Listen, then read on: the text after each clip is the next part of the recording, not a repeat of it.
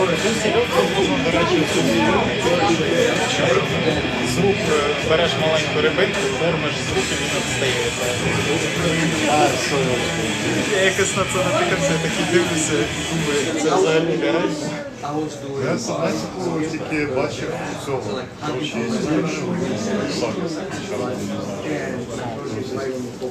Не російських книг. ні, ну я дивився, що дивився, я зараз не дивився. Я тільки в нього. Потім сам їх спробував, але пішла не. Я тобі скажу так, я дякуючи їй переборов свою боязнь води. І це буде. Це нормальна така терапія. Hey Nick, we live stream our part of the show. Do you want to live stream yours? Absolutely, no problem. Okay. So hey everybody, welcome. We are just about to start Laughter's the Best Medicine Kyiv live from Gonzo Bar Lukyanivska. If you're in Kyiv, come on out. And we're going to start with some stand-up, then we're going to take a break. And then we will come back. Hey, Hobo. Hey, Mad Mike. How you guys doing? And then we'll come back for some improv afterward. Thanks. All right. What a joy it is to see everybody.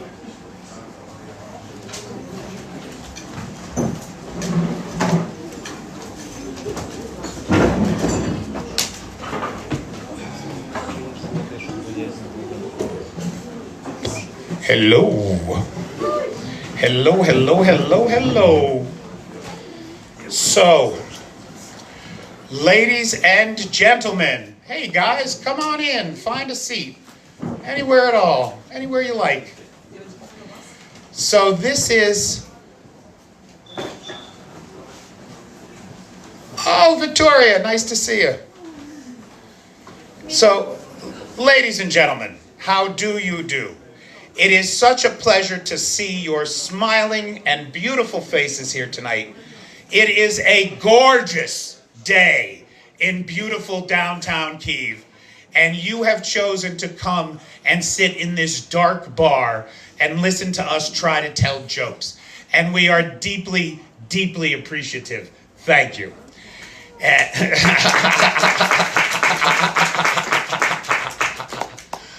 Look, I know it's been a rough week, right? Am I wrong? It's been a rough couple weeks here in town. And so it is great that, to me, that even if out there sometimes life is disappointing, we can come in here where life is beautiful. The food is beautiful, the beer is beautiful, the girls are beautiful, even the bartender is beautiful. And so, there he is, ladies and gentlemen. Give him a hand right there. Remember to tip your bartenders, tip your waitresses. Oh, he's very nice. If I may, that there is Nick, that big motherfucker sticking his head over the wall. Sorry.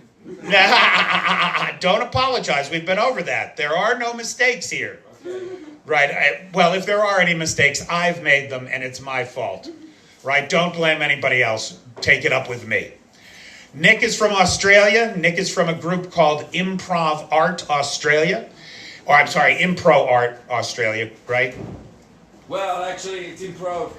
ACT, like act. Oh, I apologize. Well, I like art better. Improv act. From art. Improv Act from Canberra, Australia. And what we're going to do tonight is we'll do some stand-up for probably about half an hour, 40 minutes or so. And then we'll take a break so everybody can get another beer, hit the bathroom. And then we'll come back and we'll go into improv from our very special guests, Nick from Improv Act Australia, and Serge. Serge, can you stick your head over the wall there so everybody can see Serge? Yeah, baby. Hometown hero, master of the improv, recently discharged veteran and hero of the Ukrainian Armed Forces, Serge. As we all know, it is only because of the valiant efforts of the Ukrainian Armed Forces that we are able to enjoy this kind of an evening. And I'll tell you, it was my intention to spend the night talking about how much we are all alike. And I don't just mean us, but I mean us and all of our cousins in the animal kingdom. I wanted to talk about animals tonight. I wanted to talk about the fact that penguins, now think of a penguin. Everybody thinking of a penguin? Yep. Penguins have knees. Did you know this? Yep. Right? Of course they do, right? But you wouldn't think it to look at them. But penguins have knees. Penguins projectile poop. That is to say that when they poop, it shoots out of their butts about 10 feet away, about 3 meters away. So it's not around the nest, right?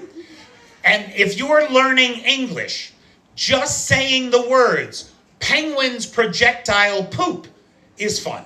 It's fun. Give it a try. Penguins projectile poop. Otters hold hands. Ants bury their dead. Spiders dream. Can you imagine what dreams a spider must have? I know, it's frightening as fuck. Right? But it means that there is a commonality with these animals. We share a commonality. Hey, Artem. Oh, hey, how you doing? Nice to see you. Come on in. Yeah, there's one here, or there's two here. Okay, thank you. So it was my intention tonight to talk a lot about animals and all the things we have in common with animals. But I think I'm going to make fun of the Russians too. Just to pander to the audience a little bit, right? So, for example, does anybody know why the Russians never put a man on the moon? Why? The Russians never put a man on the moon because they were afraid that when the cosmonauts experienced the barren, lifeless, airless plane of devastation of the moon, they would prefer living there and not return to Russia.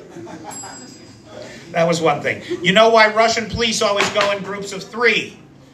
One reads, one writes, and the other one is there to keep his eyes on those 2 intellectuals. There was a kid in Mariupol. His cat had kittens.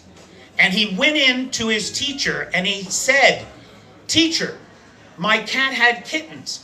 7 kittens, and they were all born Russian."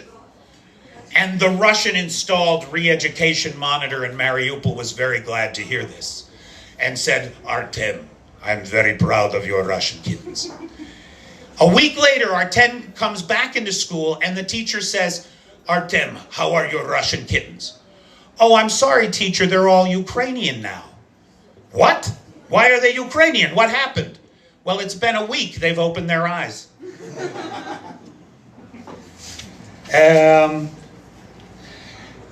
You guys might have seen the Ukrainian armed forces blew up the FSB building in Kursk, right?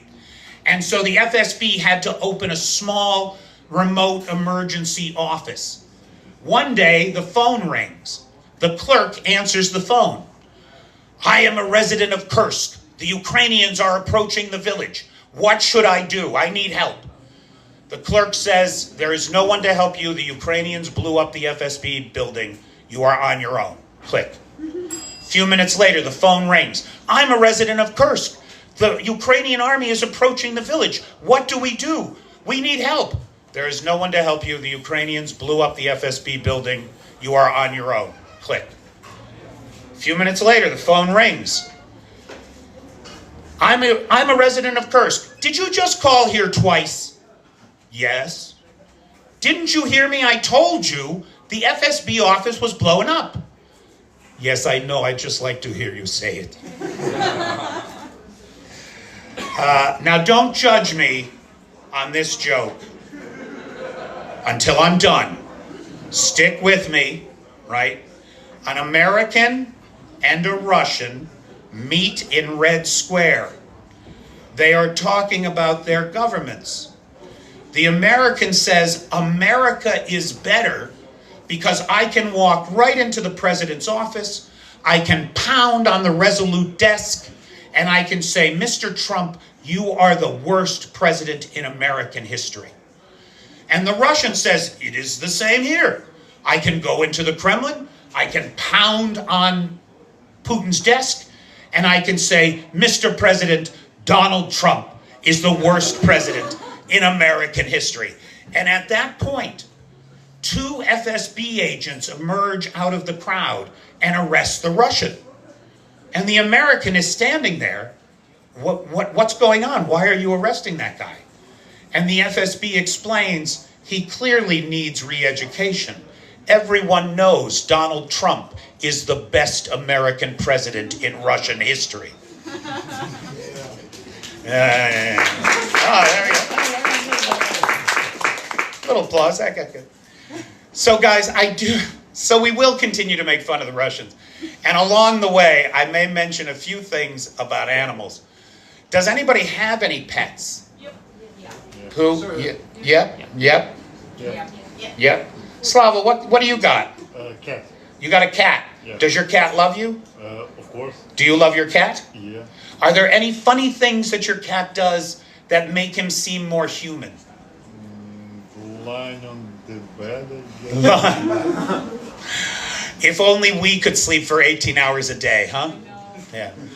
Does anybody have a story about their pet that they would like to share? A quick story that exposes how that pet is like a person to you. Does anybody have a pet with a personality that does something?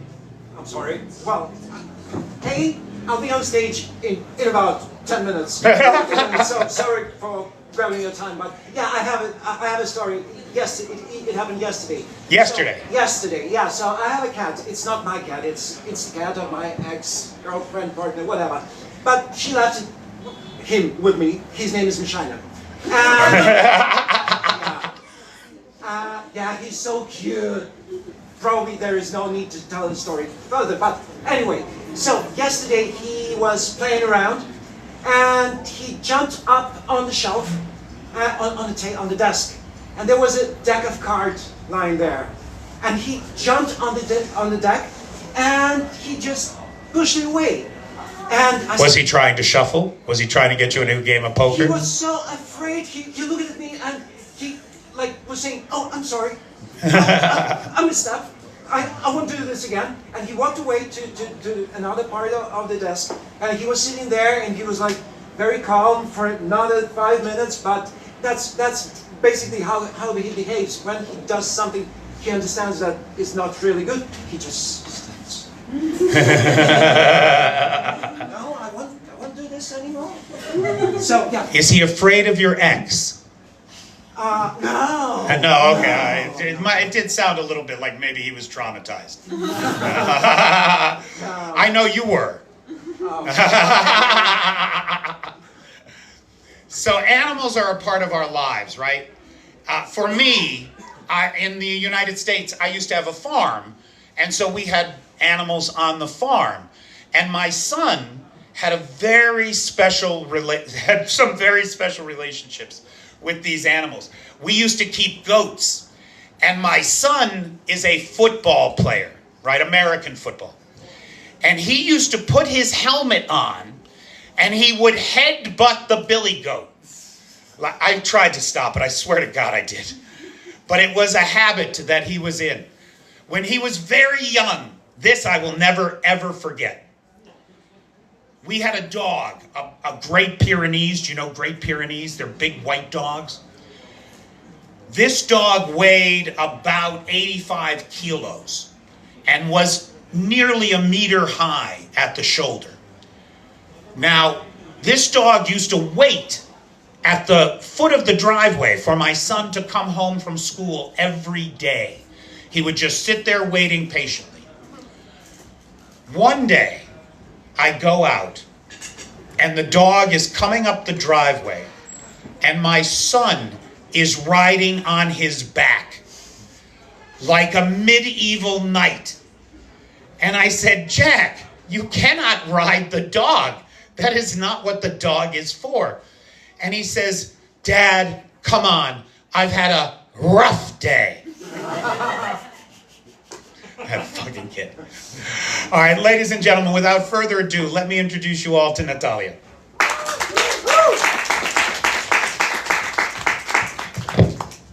Hi, thank you for coming here. So, I wanna to speak about job, profession. It's important part of who we are. And since you are little child, every grown-ups consider it their duty to ask you, and who do you wanna be when you grow up? And I don't understand why they asking that if they don't give a fuck about answer. Like, mother asks her daughter, who do you wanna be when you grow up? And daughter says, I wanna be a ballerina. And mother says something like, oh, honey, you're gonna be the best, the most beautiful ballerina in the world. And I'll be watching you from the first row. What a sweet bullshit. If she really cared about her daughter, she would say, you wanna be a ballerina? Throw away your doll and do stretching. Now. And speed away candy.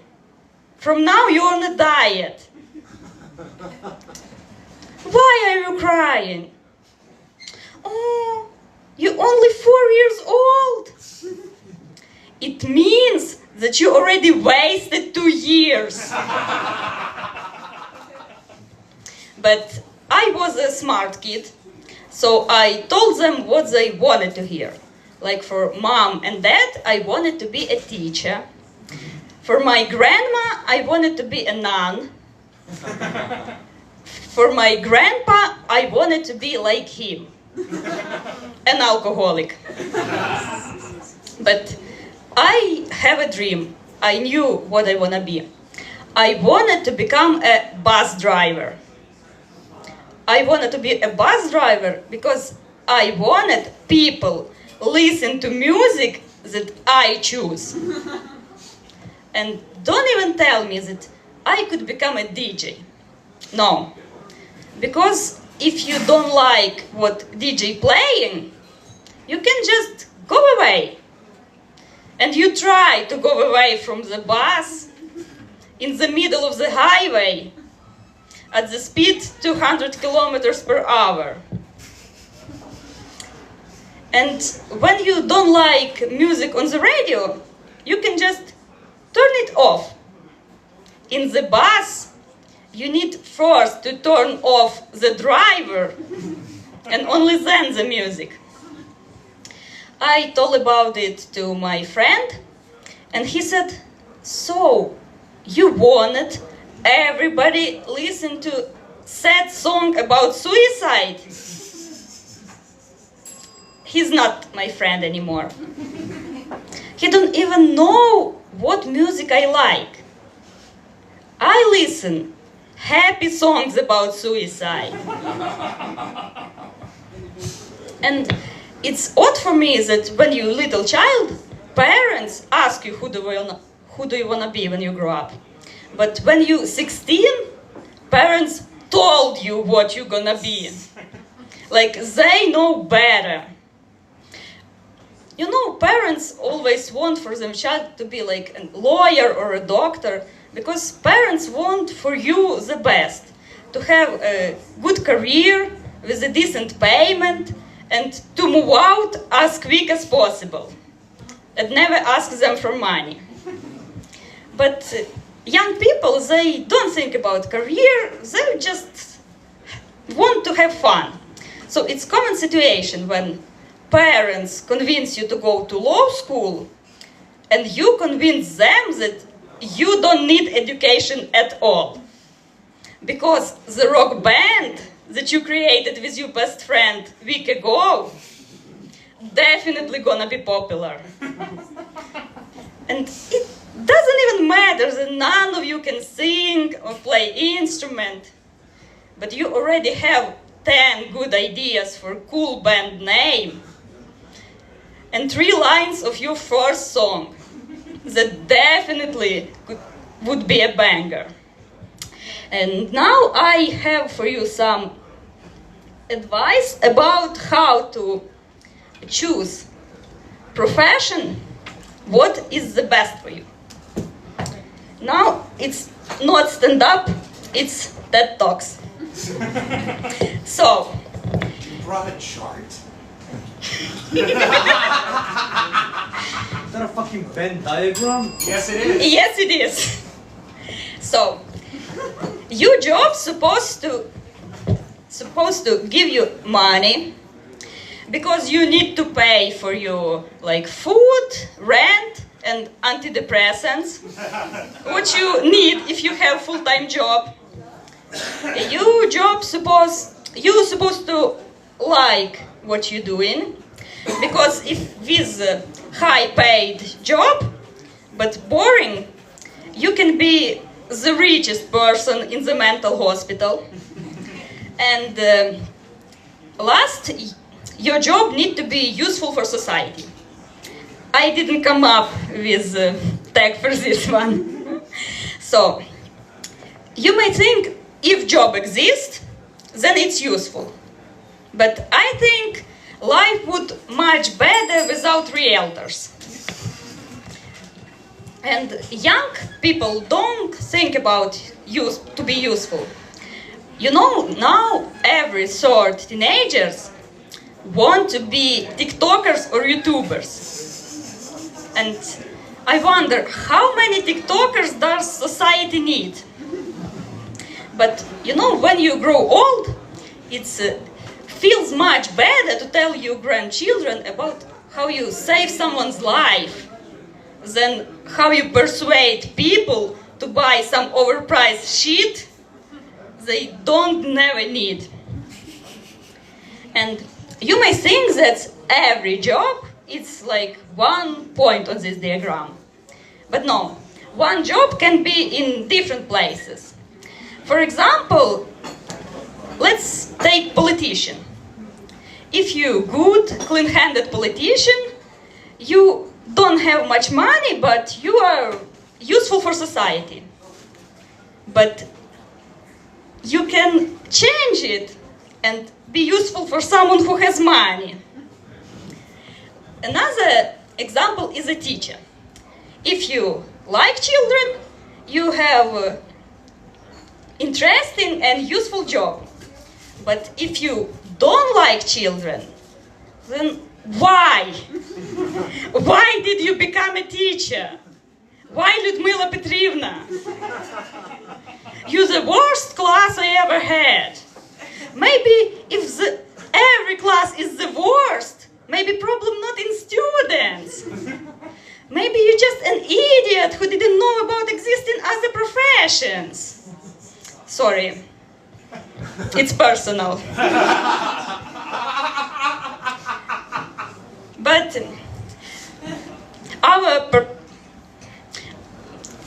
our thoughts about some jobs were changed by movie and TV serials. Like when you're thinking about policemen, you're thinking about chasing criminals or investigating some difficult tasks.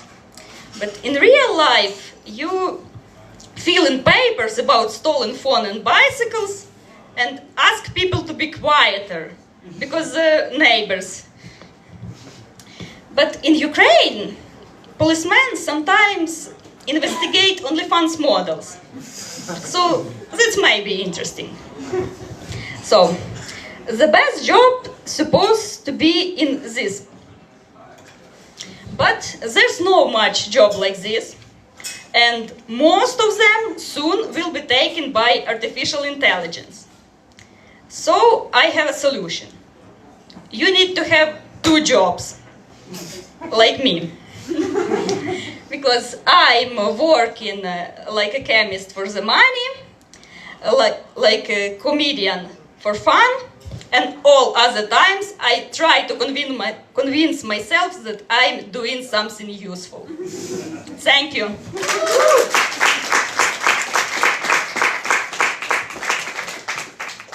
Ladies and gentlemen, Natalia.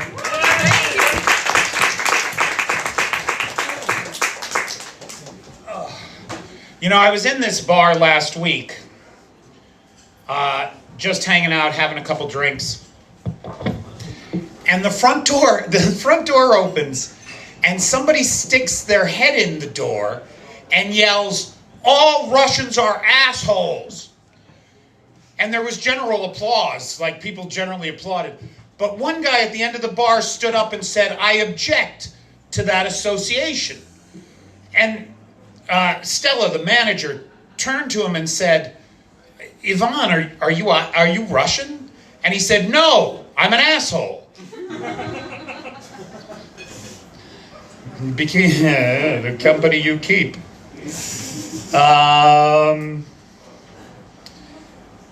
How many Trump supporters does it take to screw in a light bulb? How many? None. Trump says he fixed it, and they all stand around in the dark applauding. How about Operation Spiderweb, huh? Trump said that Zelensky had no cards. Boy, did he have the cards. Containers full of drone swarms deep inside of Russia. Months and 18 months of meticulous planning to kick out one of the legs of Russia's nuclear triad right out from under it. And not once did a Ukrainian think to talk about it in a signal chat with a Washington Post reporter. Not once. So on the subject of how we are all alike, really, we are, except the Russians. We're not counting them. But in the world, in this universe that we inhabit, we are far more like the rest of the animals on the planet than we tend to think. One of the ways that we are very much like so many other animals is we like to get fucked up. And this is true. There are lots of examples in nature of animals who alter their consciousness. For example, on the island of St. Kitts in the Caribbean, the vervet monkeys are known to steal drinks from tourists all the time to drink them. And the amazing thing about it is that the utilization curve, right, that there's a small group of monkeys who never touch the stuff. Most monkeys have a couple drinks, steal a couple drinks a week. 12% of monkeys drink too much. They drink heavily. And 5% drink to excess. Now you can almost hear these drunk-ass monkeys talking to each other. You think you're a big monkey? My grandfather was King fucking Kong. He went to America and they shot him. They shot him in America. Get me another drink. Ladies and gentlemen, let me introduce you to Taras.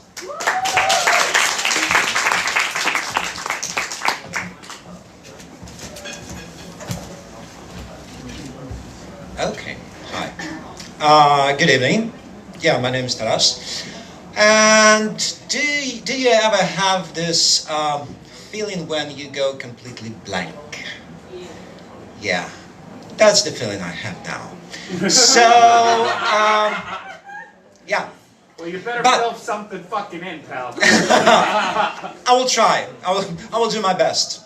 So, 2 weeks ago, or maybe later, Peter sent us the topic for this evening, and this topic was not animals, Peter. I'm sorry. It was not work. It was how we define ourselves and our place in the world. And I looked at this topic only on Monday. And I finished my material like 3 hours ago, probably 4. So yeah, but I have material and I will try to tell something on the topic. But it will start in summer of 2023 when I was at Shevchenko Park, and there I met a cosmonaut. For the Americans, it's astronaut. He wasn't wearing a spacesuit, no. He was wearing jeans, checkered shirt, some mustache, and some sandals. but he was definitely an astronaut. Because he was spread on the grass like butter on a hot toast. And he was trying his best to get up and assume the perpendicular position. But he failed because his hands were wobbly. His feet were also wobbly.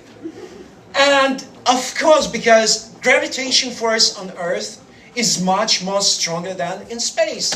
And he was living there probably for many, many years.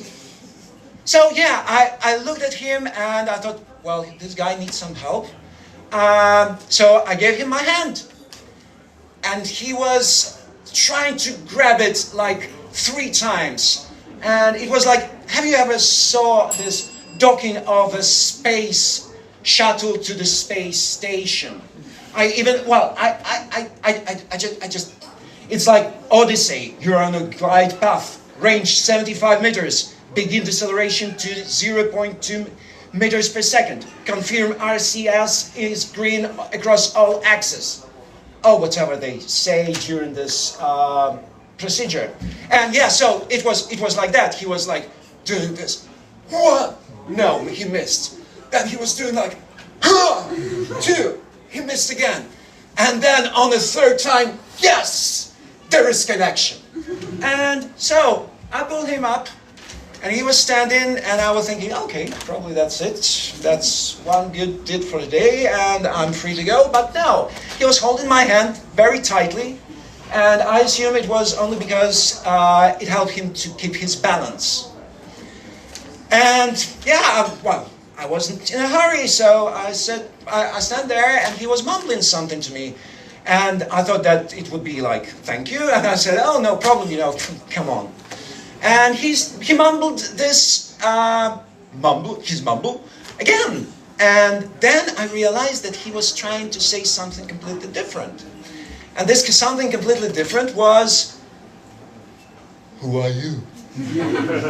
Or, to be more precise with transmission of his intonation, it was like, who the fuck are you? And this brings me to the point how we define ourselves. Because I don't know how about you, ladies and gentlemen, but I have never been in this situation like quite often or often enough to have a ready reply. Like, who the fuck are you? And I know I am. Now, I don't know. And here, please imagine that the time freezes and this spacewalker still stand there holding my hand and the birds are not silent, they are just stuck in the middle air and there is somewhere there is a baby crying, my, and this I is going on and on and on and on. And please welcome into inside of my head. Because in this time, I'm thinking very intensively. What should I say? Should I say to him that, pal, it's a great question, who am I? Because actually, I just finished my philosophy course, and the problem of self-identification was my favorite subject. There is a great theory by David Hume who was saying that self is non-existent. It's just a bundle of experiences. And which is much more funny, the Buddhists, they do the same. They claim the same thing. And then I look at the astronaut and I think that he probably suffered already enough. And probably he won't be really good at accepting this really profound thing about bundle of experience. Probably he would be traumatized, and I don't want to traumatize the cosmonaut. So, what next? What should I say about myself? How will I define myself?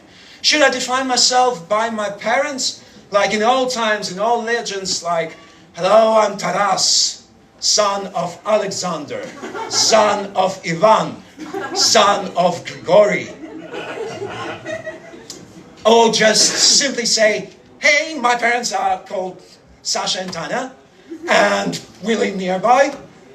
No, probably not, because, there is a point in time when you realize that You are not so very different from your parents, so there is no need to make a distinction. Well, you can try to make a distinction from them, but it's useless because one day you realize that they're just the kids pretending to be grown-ups and not really good at this, and so basically they are like you. So what next? What should I say to this person next? I'm from Kyiv. I live nearby on the right bank.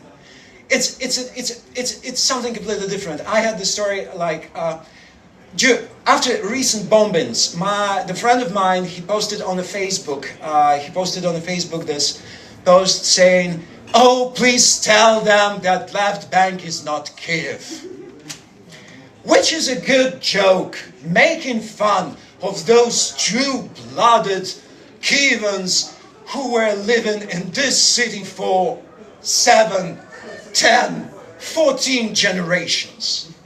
But it's not true. The only problem with this joke is it's not true, because those 14 people, true-blooded Kyivans who are still alive, they are probably suffering from the medical issues caused by inbreeding, as all true-blooded people really do. But also because they don't really think that left bank is not Kyiv. They just don't believe that people are living there. Why? I mean, why would anyone live among bears and wolves?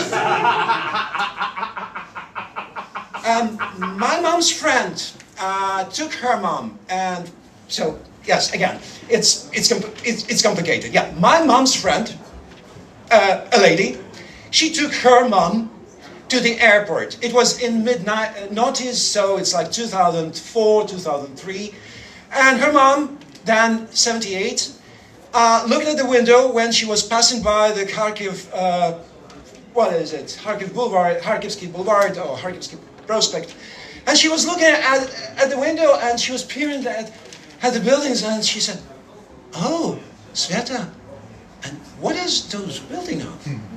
And Sveta, she said, "Oh, Mom, it's apartment blocks." "Really? And are there people living there?" And Sveta said, "Yeah, sure, there are lots of people." And Mom was looking at them and said, "Oh, how interesting." And yeah, so her mom is long gone now. She was a very good person, but really she didn't live the right bank. But nevertheless, so would I explain to an alien, a cosmonaut, that I'm from this place, not from the other place? Does it really make difference? It only makes difference if you're living in a plug quarantined quarters, and other people do not. So you come and say, "Hey, I'm Taras, I'm living in plug quarantined quarters." Yeah, that's define me. But otherwise, no. So what else? I had a long conversation with myself, and I need to check my facts. So yeah, Mom's gone. Oh yeah, my favorite.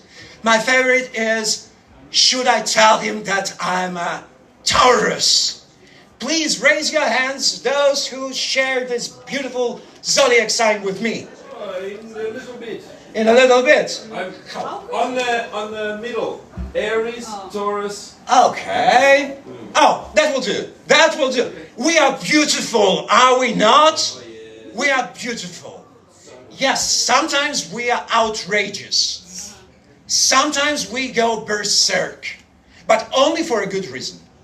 Only for a good reason. Otherwise, we are generous, we are kind, we are loyal, we are very calm. We love beautiful things. We love comfort, and we do comfort for others. And every time I read the horoscopes, I love them. I love them, especially when I feel myself in depths of despair and depression. And I thought about telling this guy that I'm Taurus, but then I thought maybe he's Aries. And we are completely uncomfortable. And you don't want to be uncomfortable with the cosmonauts. So, maybe, and this was my idea, maybe it's all bullshit about defining yourself. Because, you know, yeah, who cares? I'm sorry, Gen Z. It's like, but really, who cares how you define yourself? Nobody. Look at the people who are really good at defining themselves. First Chancellor of the Third Reich, second President of the Russian Federation, and many other people. Some of them were mentioned today by Peter. So, is it really matter how you define yourself? I remember there was a good guy, there was a good lady who told me this story, and the story was like, if one person says that you're a horse, well, tell him to fuck off. If this two person tell you that you're a horse, please look around if you have a tail. And if the third person will tell you that you're a horse, well, go and buy a fucking saddle. And yeah, it's about how you define. You don't define yourself. You're a bundle of experience, after all. But people define yourself. You can agree with them, you can disagree with them, it doesn't really matter. And what also matters is people are defining you not by saying words, but being around you. You are those people who are around you. And this was a clever thought. I thought, that's something I got here. So I'm ready to go out there and tell this guy who I am. And yeah, so please, we get back to this park. Now the kids shuts down and the birds fly away. And I said, who am I? I'm a man. And the guy said, what kind of man?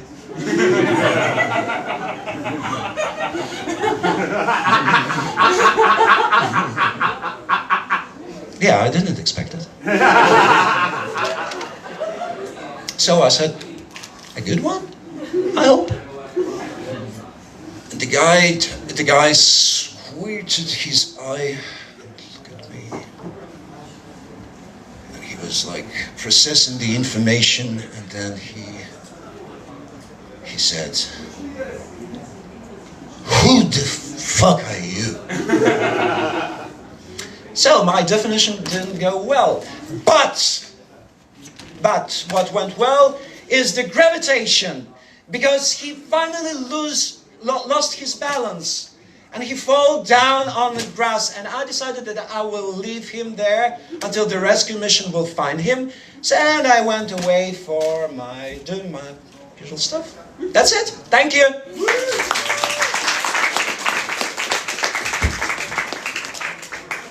Ladies and gentlemen, Taras.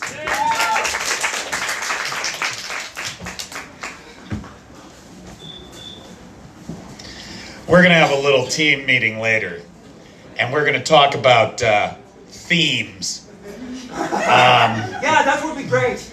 Yeah, that would be great, because the one thing that you do when you come up with a theme is you don't tell your audience about it, right? It should imbue everything you do, but that's all right. We'll work on that. Russian bear walks into a bar, says to the bartender, "Can I get a gin and tonic?" And the bartender says, "Why the big pause?" That's for the Australian. It was just terrible. It was just terrible. Thank you, Kat. Kat, one of the reasons I appreciate you is your honesty. Bad jokes are good, I'm a father. Budanov walks into a bar. The bartender says, "Hey, I got a joke to tell you." Budanov says, "I've heard it." Helium walks into a bar. The bartender says, "We don't serve noble gases in here." Helium doesn't react. That's for the chemists in the room. That's for the chemists in the room. And for the dads. It's for the dads who remember what those are. A neutron walks into a bar and says, "How much is a beer?" The bartender says, "For you, no charge."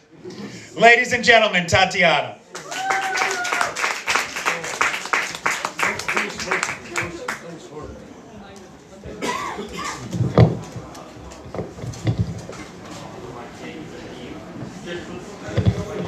Good evening. Okay. A strange guy digging a hole in the tree in the park with a knife.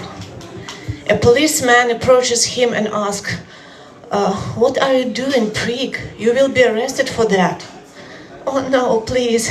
I have a date here with my girlfriend and I want to lean her against this tree and kiss her. So what? She's hunchbacked. Sorry, it's not funny. And as I promised, I want our show to be not only funny but useful too. And I promised to keep you well informed. I researched a lot of news sources to find something interesting to discuss for you. Okay, let's begin. According to the Sun, there was incident on the board of on the plane British Airways. One of the flight attendants mystically disappeared during the flight. Nothing special for me. One of my ex-husband went out for grab a bottle of beer and disappeared from my life for 3 years. I think I should have changed my lock. Okay. The missing steward was eventually found in unexpected place. He was dancing, being completely naked in the toilet of business class. His colleagues got angry with his behavior, and they said, "He seems to be drug addict." Just my opinion. When people meet a lifestyle that is different from their own, they always say drug addict or gay.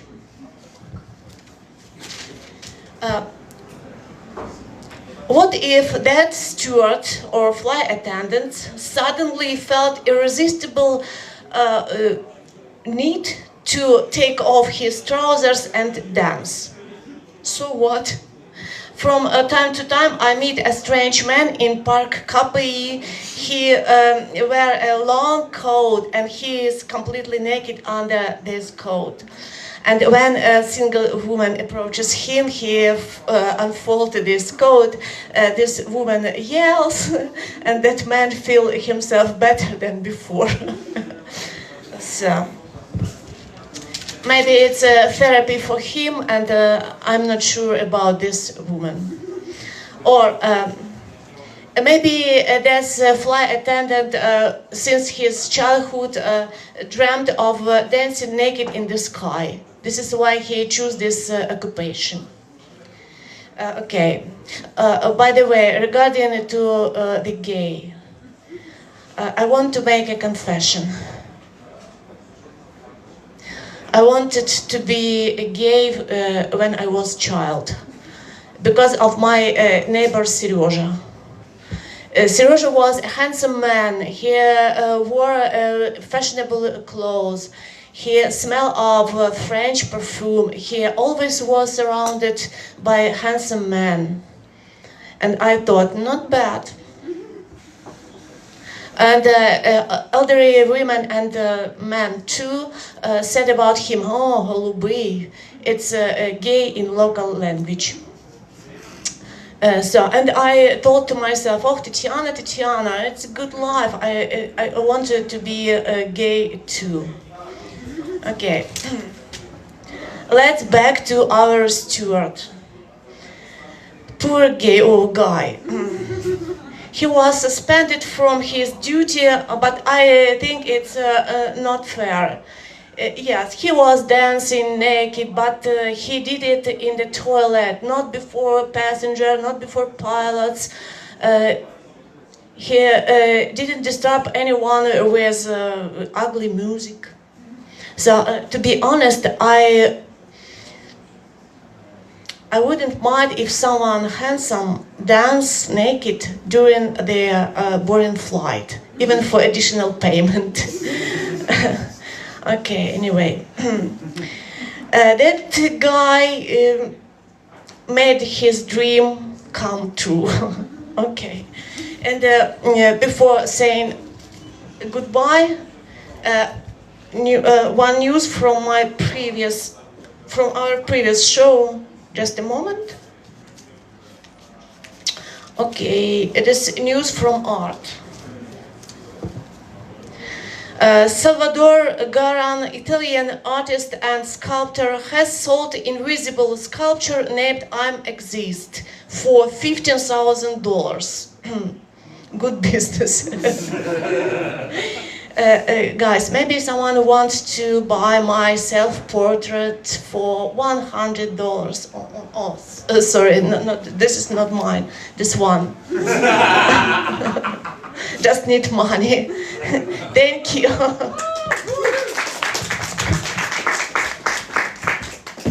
Thank you, Tatiana. Okay. So, guys, I really appreciate everybody's attention during the stand-up portion of the show. What I would like you to do, please, is, and this you will never hear at a show, everybody get out your phones. Get out, I know some of you are already on them, right? But get out your phones and open your YouTube app. And in the YouTube app, I don't know, can you read this? Yeah, Ma, M-A-R-U-L-A. That's not That's enough. supposed to be an L. That's a J. Oh, damn it, it's upside down. No, what do you mean it's upside down? It's an L. It only has one bottom side. He's doing his best. All right, I know South it is. America. That's the fucking problem, isn't it? It's okay. Marula, fruit, drunk. Now, I began the evening by suggesting that we all have much more in common than we have different. And to prove that point, frankly, better than I can, I'm going to ask you to go to YouTube during our break. We're going to take 10 minutes so everybody can hit the bathroom. And then Nick and Serge are coming back to do a little improv.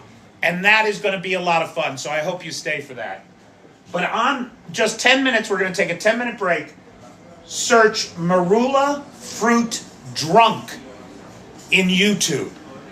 And take a look at what a drunk elephant looks like. You get an elephant stumbling around, it's knocking over trees. You get a drunk ostrich, take a look at what a drunk ostrich looks like. It looks like Slava. It's all neck and legs, all over, or the giraffe, all legs and neck, right? You think you have trouble walking on 2 legs when you're drunk. Look at these guys trying to walk on 4, right? Or baboons just face planting into the dirt. Meerkats, like this. Take a look at that. It's a real thing, right? Because under the skin, we're all far more alike than we are different. So, ladies and gentlemen, let's take 10 minutes. Where laughter is the best medicine. And up next is Improversity with Serge and our special guest from Australia, Nick. Thank you. We're going to stop streaming for 10 minutes, guys, and then we'll be back with the improv. Hey, Chris Carter, how you doing? Hey, Webadeb. Hey, Brian Kornbaugh.